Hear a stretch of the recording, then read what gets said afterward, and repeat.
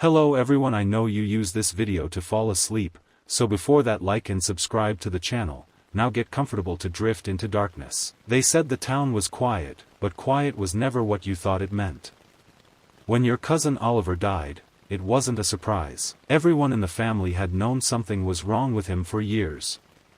It wasn't just the way he looked at the floor when he spoke, or how he never kept his eyes open for photographs. It wasn't even the letters he used to send, handwritten, crinkled, always sealed with tape, always unsigned. It was the silence that followed those letters. The months, sometimes years, where no one heard from him at all. Then a postcard. Then nothing. And now, a funeral. You were the only one who went. A small church, damp with mildew, set into the edge of a forest that had no name. The sign above the door read, "He returns all," in letters that looked hand-carved and raw. The people who sat in the pews didn't cry. They didn't speak. You weren't sure they even blinked. Most didn't look at you when you entered. No one told you how he died. No one needed to. The casket was closed, sealed shut. The pastor said a prayer without sound, mouthing words that moved too slow, like he was underwater. You waited for it to end, but it didn't. The prayer looped, again and again. Until someone in the back finally stood, walked out, and the rest followed like clockwork. You stayed. The church emptied.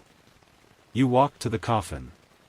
Your hand hovered just above it, not to open it, but to listen. You don't know why. You don't even believe in that sort of thing. But something in your bones, something in your ribs, told you to listen. And you heard breathing. Slow. Wet, from inside. You stumbled back and left the church, the last one to go. The sky outside was darker than it should have been for 3 in the afternoon. The trees leaned in close like gossiping shadows. The road you came in on, gone. Replaced by gravel, then by dirt. There were no signs. You walked back into the church to ask for help, but the inside had changed. The pews were gone. The coffin was gone. The floor had opened. A staircase, narrow and stone and dripping, spiraled down into the earth. And before you could think, before you could scream, the door slammed shut behind you. You turned, and it wasn't a door anymore. Just wall. Just more old wood and scripture. You took the stairs. You didn't know why. Each step down felt like a year lost. Time slowed. Your breath became fog in the cold. The air carried whispers, fragments of names, fragments of prayers. And somewhere below, you heard the sound of something, chewing. You reached the bottom. It was a corridor, longer than any building should allow. The light came from nowhere. The air was thick, yellow, sweet like rotting fruit. On the wall, dozens of Polaroid photos, nailed in place. All of them blurry, all of them of you. You took one down. On the back, a single word, soon. The photo slipped from your hand and hit the stone floor with no sound at all. You bent to pick it up, but the light changed, just for a moment, and when you looked again, the picture had vanished. Gone like breath in frost. You turned back to the wall. Every photograph was now facing you. They weren't blurry anymore. They weren't of you anymore. They were of people you'd never seen, but all of them were in pain. Wide-eyed, mouths open in silence, some holding keys, some holding knives, some staring right at the camera as though it had taken their soul when the flash went off. One photo, right in the center, had no face at all, just a hole torn through the paper, like someone had clawed at it in a panic. You stepped away. The corridor stretched longer than before, no end in sight. And then, without warning, a bell rang. Not a church bell, a school bell, sharp. Mechanical. Cold. Your ears rang as the sound faded. You blinked. The corridor was gone. You were standing in a classroom. Dusty desks lined in rows, chalk smeared across a blackboard, fluorescent lights flickering above. The windows were covered in newspaper, taped and yellowing with age. A door stood at the front, but it had no handle. No knob. Just a keyhole. You checked your pocket. The photo was there. But this time, the back didn't say, soon.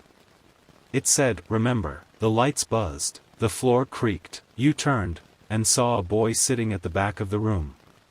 He couldn't have been more than 10. Pale.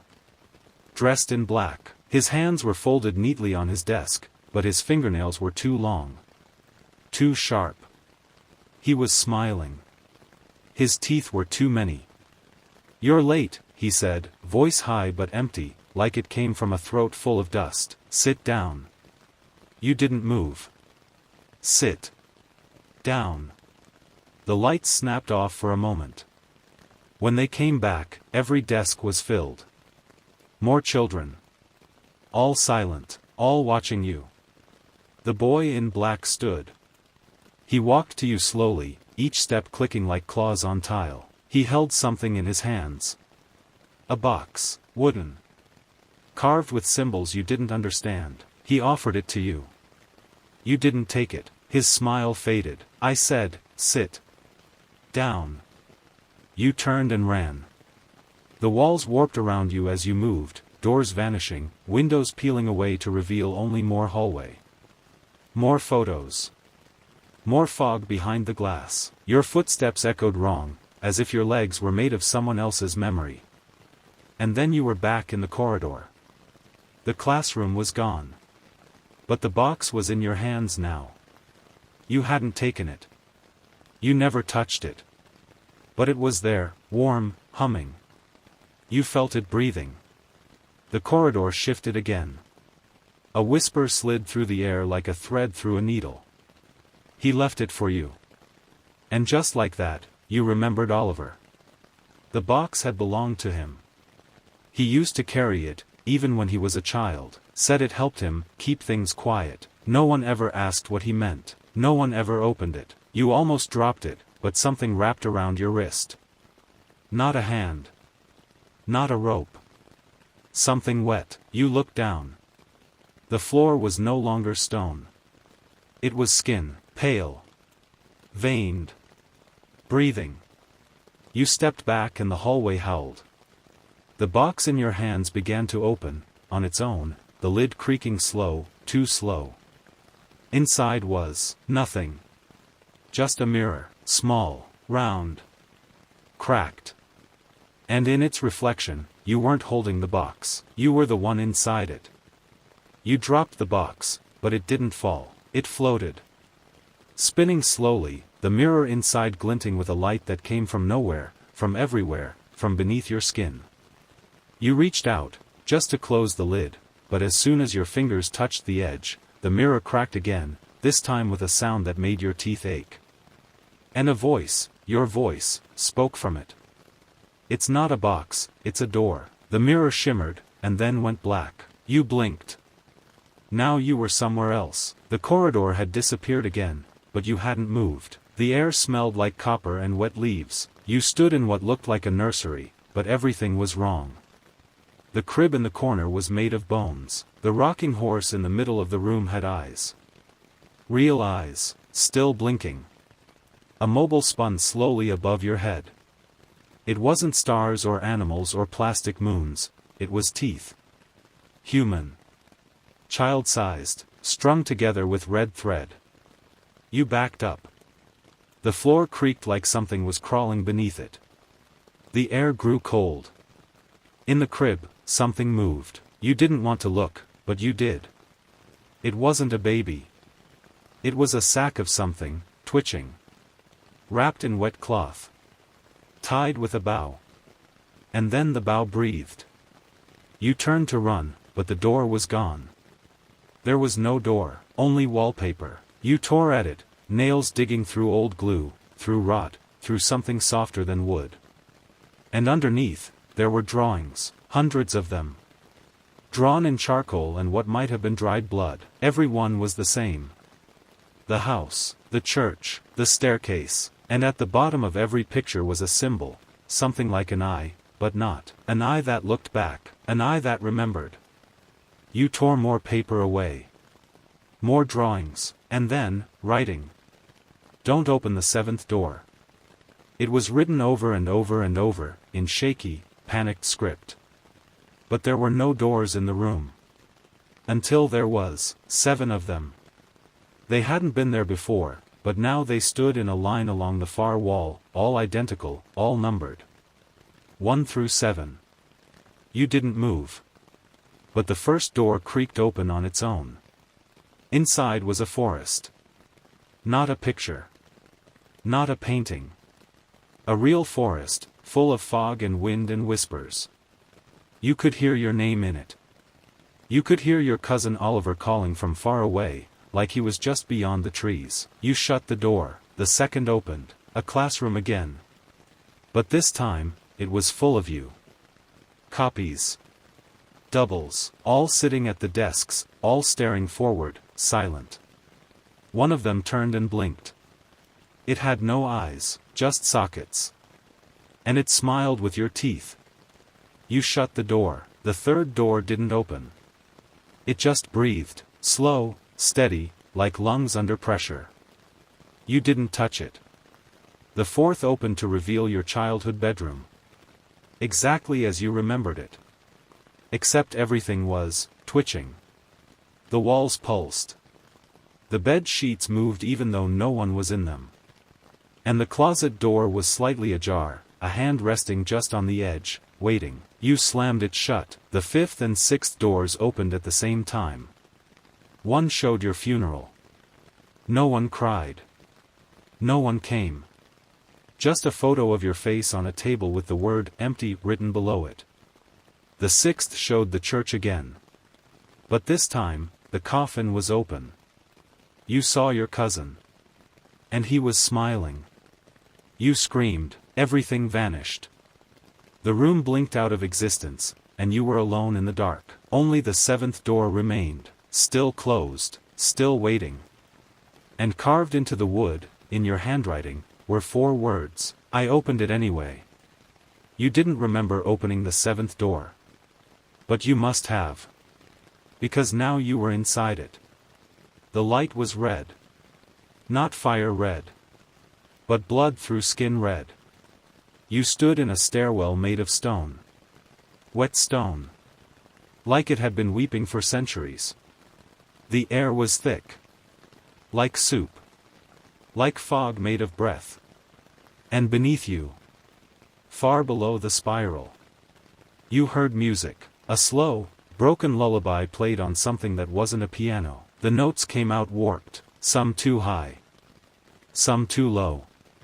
Some bent into sounds no instrument should make. And underneath the music, there was a voice, or maybe more than one. All whispering the same thing. We remember. You started to walk down. Not because you wanted to. But because your legs moved, like they were being pulled. The box was gone. The mirror too. But your hand still tingled like it had touched something holy. Or something cursed. The steps twisted. Bent at wrong angles, sometimes backwards, sometimes upside down. Gravity seemed to change the deeper you went. And on every wall, you saw carvings, symbols you couldn't read. But felt anyway. They weren't written in any human language, but your bones knew them. One symbol glowed brighter than the others. An open mouth. With a key inside. And next to it, the words, the door was never for you. You reached the bottom. Eventually. Or maybe you never left the top. The spiral became a tunnel. And the tunnel opened into a chamber. Huge.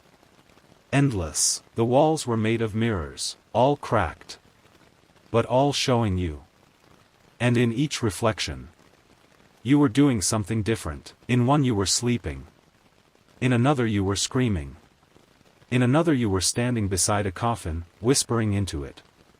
And in the last one, you weren't you at all. You were it. The hollow. You wore its face, or maybe it wore yours. You backed away.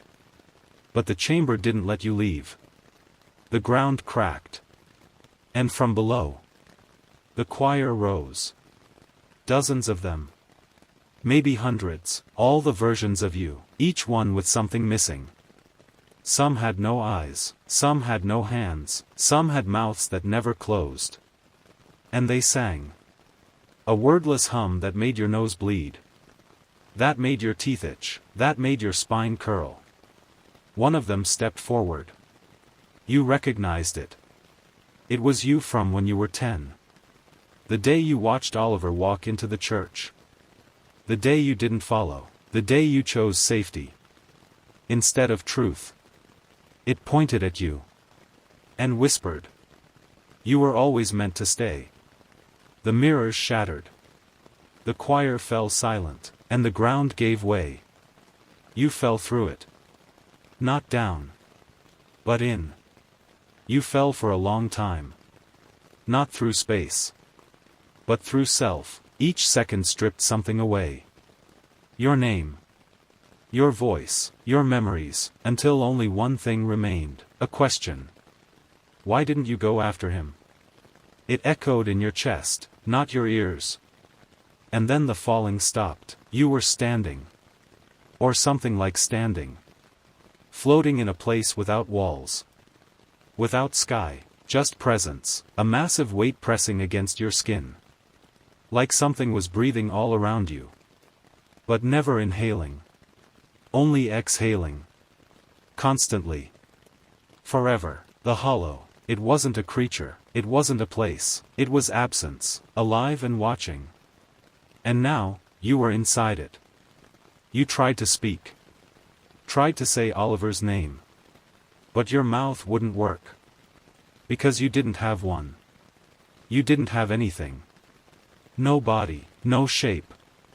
Only thought, and that thought wasn't yours anymore. It belonged to the hollow, and it whispered back.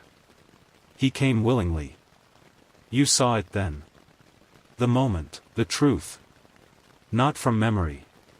But from somewhere deeper. You were standing at the top of the church stairs. Watching Oliver walk down. He turned back, he smiled. He waved. And he said, I'll save us. Then the door closed, and you never opened it again. Not until now. The hollow fed on that moment. It drank regret like wine. It carved guilt into timelines, and you were one of its many vessels, one of the few who could cross over, who could remember. You felt others near you. Floating. Pieces of people. Like ash, they brushed past your soul like whispers, each one an echo of someone who had come too close, listened too long. Stayed too late. The hollow remembered them all, and it would remember you. But something pushed back. Not hard. Not bright. Just a flicker. A memory, a scent. Lavender, your mother's garden. Your brother's laugh, a flashlight under a blanket at 3 a.m.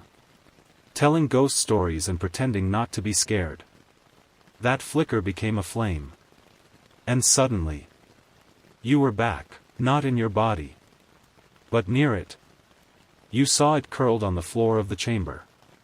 Breathing shallow, eyes open. Whispers crawling from its mouth. You reached for it. And for the first time, the hollow recoiled. Because you weren't just memory anymore, you were will, and will is dangerous. The chamber around your body dissolved like mist. Your senses snapped back like a sudden storm, cold floor beneath your hands, heartbeat pounding in your ears. And the whispers, gone. You gasped and sat up. But the room was wrong. Not the place you remembered. Walls dripped black shadows.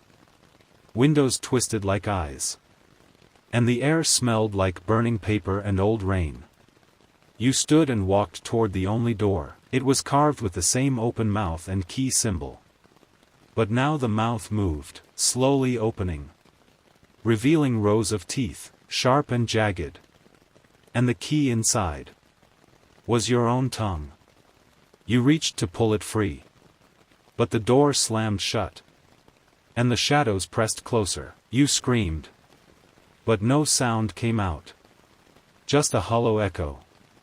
And then, footsteps. Not your own. Heavy. Slow. Dragging. The floorboards creaked under something enormous. You tried the door again. Locked. You turned and saw them. Figures shaped from darkness, their eyes like burning coals, hands clawed and twisted. One stepped forward. Its voice was gravel and ash. "Why do you fight us? When you belong here?" You tried to answer, to plead. But it whispered again. "You are the hollow, and the hollow is endless. There is no escape. Only the remembering." The shadows reached for you. Cold as grave dirt. You closed your eyes. But the cold was inside you now. And the shadows were your own. The hollow is relentless, the walls are alive. The memories are chains, and the final door waits, to either trap you forever or set you free. You fell to your knees, the shadows surrounding. The cold inside. Your fingers grasped at air, at nothing. But then a sound, soft. Almost a whisper, a key turning. Not in a lock. But inside your mind, a memory surfaced, not of fear, but of light, of warmth, your mother's hand in yours.